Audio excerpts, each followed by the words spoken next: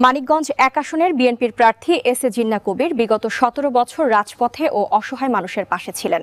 Jalaluddin ভিকুর প্রতিবেদন। মানিকগঞ্জ ১ আসনে ধানের শীষের প্রার্থী, বাংলাদেশ জাতীয়তাবাদী দল বিএনপির কেন্দ্রীয় জাতীয় নির্বাহী কমিটির সদস্য ও জেলা বিএনপির সাবেক সাধারণ সম্পাদক এবং জেলা বিএনপির আহ্বায়ক কমিটির ১ নং সদস্য মানবতার ফেরিয়াওয়ালা এস এ জিন্নাহ কবির বিগত আওয়ামী ফ্যাসিবাদের ১৭ বছর রাজনৈতিক অঙ্গনে ও রাজপথে ছিলেন সরগরম, তেমনি প্রাকৃতিক দুর্যোগে সাধারণ মানুষের পাশে মানবতার ফেরিয়াওয়ালা হিসেবে দুস্থ অসহায় মানুষের পাশে মানবিক সহায়তা, উপহার সামগ্রী নিয়ে ক্ষতিগ্রস্তদের পাশে দাঁড়িয়েছে তিনি। বিএনপির ভারপ্রাপ্ত চেয়ারম্যান তারেক রহমানের পক্ষ থেকে বিগত করোনা মহামারীর সময় ঘিওর, দৌলতপুর, শিবালয় উপজেলায় খেটে খাওয়া দুস্থদের মানবিক সহায়তা, নগদ অর্থ, চাল, ডাল, তেল, আলু, পেঁয়াজ, লবণ, খাদ্য সামগ্রী, স্বাস্থ্য সুরক্ষা সামগ্রী, নদী ভাঙনে ক্ষতিগ্রস্তদের নগদ অর্থ, চাল, ডাল, তেল, আলু, পেঁয়াজ, লবণ, অগ্নিকাণ্ড, গরিব মানুষের মেয়ের বিয়েতে নগদ অর্থ সহযোগিতা করে যাচ্ছেন। ফ্যাসিস্ট আওয়ামী সন্ত্রাসীদের কয়েকবার হামলায় শিকার হয়েছেন তিনি। আওয়ামী সন্ত্রাসীরা কয়েকবার তার গাড়ি ভাঙচুর করেছে ও তার বিরুদ্ধে ফ্যাসিস্ট আওয়ামী সরকার মানিকগঞ্জ সদর থানায় ১০-১৫টি মামলা দিয়েছে। তারপরেও বিগত ১৭ বছর রাজনৈতিক অঙ্গনে ও রাজপথে সরগরম থেকে তৃণমূল নেতাকর্মীদের ছায়া দিয়ে রাজপথ দখলে রেখে মানিকগঞ্জের বিএনপির রাজনীতিকে গতিশীল করেছেন। বিএনপির ভারপ্রাপ্ত চেয়ারম্যান তারেক রহমান কর্তৃক জাতির সামনে ঘোষিত রাষ্ট্র কাঠামো মেরামতের ৩১ দফায় জনগণের গণতান্ত্রিক অধিকার পুনঃপ্রতিষ্ঠার লক্ষ্যে সংবিধান কমিশন গঠন, অবাধ, সুষ্ঠু ও নিরপেক্ষ নির্বাচন অনুষ্ঠানের লক্ষ্যে নির্বাচনকালীন দল নিরপেক্ষ তত্ত্বাবধায়ক সরকার ব্যবস্থা পুনঃপ্রবর্তন সহ ৩১ দফার দাবির কথা জনগণের মাঝে তুলে ধরে প্রতিটি ইউনিয়ন পর্যায়ে গ্রামগঞ্জে, হাটবাজারে মতবিনিময় সভায় লিফলেট বিতরণ ও নির্বাচনী মাঠে ব্যাপক গণসংযোগ করে বেড়াচ্ছেন তিনি।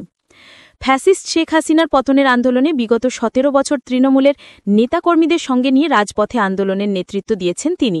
বিএনপির চেয়ারপারসন সাবেক প্রধানমন্ত্রী বেগম খালেদা জিয়া, বিএনপির ভারপ্রাপ্ত চেয়ারম্যান তারেক রহমান, মহাসচিব মির্জা ফখরুল ইসলাম আলমগীর সহ শীর্ষ নেতাকর্মীদের মুক্তির দাবিতে গত ১.৫ দশক দৌলতপুর, ঘিওর ও শিবালয় উপজেলা বিএনপি ও অঙ্গ সংগঠনের নেতাকর্মীরা স্বতঃস্ফূর্তভাবে অংশগ্রহণ করেছেন।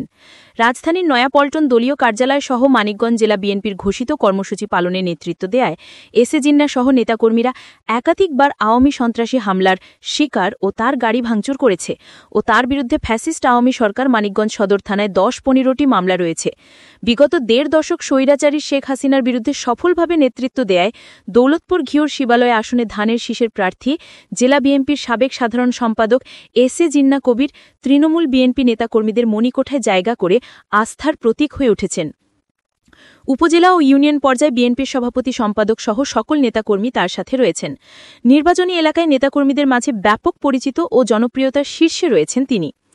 এস এ জিন্নাহ কবির শহীদ রাষ্ট্রপতি জিয়াউর রহমানের আদর্শের সৈনিক হিসেবে দীর্ঘ রাজনৈতিক সময়ের মধ্যে মানিকগঞ্জ জেলা জাগদলের প্রতিষ্ঠাতা সদস্য, জেলা ছাত্র দলের সাবেক সিনিয়র যুগ্ম আহ্বায়ক, জেলা স্বেচ্ছাসেবক দলের সাবেক যুগ্ম আহ্বায়ক, জেলা জাসাসের সাবেক যুগ্ম আহ্বায়ক, জেলা যুব দলের সাবেক সিনিয়র সহসভাপতি, কেন্দ্রীয় যুব দলের নির্বাহী কমিটির ২ বারের সাবেক সম্মানিত সদস্য, জেলা বিএনপির সাবেক সাংগঠনিক সম্পাদক, জেলা বিএনপির সাবেক সদস্য সচিব হিসেবে দায়িত্ব পালন করেছেন।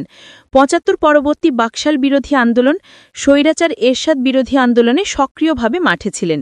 তিনি বিগত ১৫-১৬ বছর ফ্যাসিস্ট শেখ হাসিনার পুলিশ ও আওয়ামী সন্ত্রাসী বাহিনীর হামলায় আহত শত শত বিএনপি ও অঙ্গ সংগঠনের নেতাকর্মীদের সহ তাদের পরিবারের পাশে দাঁড়িয়েছেন তিনি। বিএনপির ভারপ্রাপ্ত চেয়ারম্যান তারেক রহমানের পক্ষ থেকে দৌলতপুর, ঘিওর, শিবালয় উপজেলায় বিভিন্ন সময় ক্ষতিগ্রস্তদের মানবিক সহায়তা প্রদান করেছেন। উল্লেখ্য, জেলা বিএনপির সাধারণ সম্পাদক এস এ জিন্নাহ কবির মানিকগঞ্জ ১, ঘিওর, দৌলতপুর, শিবালয় আসনে একাদশ জাতীয় সংসদ নির্বাচনে বিএনপির প্রার্থী হিসেবে দলীয় মনোনয়ন পেয়েছিলেন। এস এ জিন্নাহ কবির মানিকগঞ্জের শিবালয় উপজেলার মানিকনগর গ্রামে এক সম্ভ্রান্ত মুসলিম পরিবারে ১৯৬০ সালে জন্মগ্রহণ করেন। তার বাবা মৃত আবু মোহাম্মদ মমতাজ উদ্দিন, মাতা মৃত আনোয়ারা খাতুন। দৃষ্টান্তমূলক শাস্তি দাবি করছি। এর জন্য আপনি কাকে দায়ী করবেন? কারা এগুলি করতে পারে? যেহেতু জয় বাংলা স্লোগান দিয়ে এখানে আক্রমণ চালিয়েছে লাঠি সোটা নিয়ে, এবং আমার ধারণা আমি একজনের নাম শুনতে পেয়েছি যে দৌলতপুর থানা আওয়ামী লীগের সাধারণ সম্পাদক কুদ্দুস সাহেবের নেতৃত্বে একদল সন্ত্রাসী আমার এই প্রচার বহরের উপর আক্রমণ চালায়। আমি যারা এই অগণতান্ত্রিক, এই অন্যায়ভাবে আমার এই প্রচার গাড়ির বহরের উপর হামলা করেছে, আমি তাদের দৃষ্টান্তমূলক আবারও প্রশাসনের কাছে দৃষ্টান্তমূলক শাস্তি দাবি করছি। পরবর্তীতে আপনার পদক্ষেপগুলো কি থাকবে? পরবর্তীতে আমি আপনাদের কাছে সাংবাদিক সম্মেলন করে বলবো এবং লিখিতভাবে অভিযোগ করব এবং আমরা নিয়মতান্ত্রিকভাবে মামলা দায়ের করব। আচ্ছা, এরপর আর কোথাও গণসংযোগ করবেন? আজকে আমাদের আর গণসংযোগ নেই, কালকে আমাদের ঘিউরে গণসংযোগ আছে, আমরা ঘিউরে কালকে যথারীতি গণসংযোগ করব। ঠিক আছে।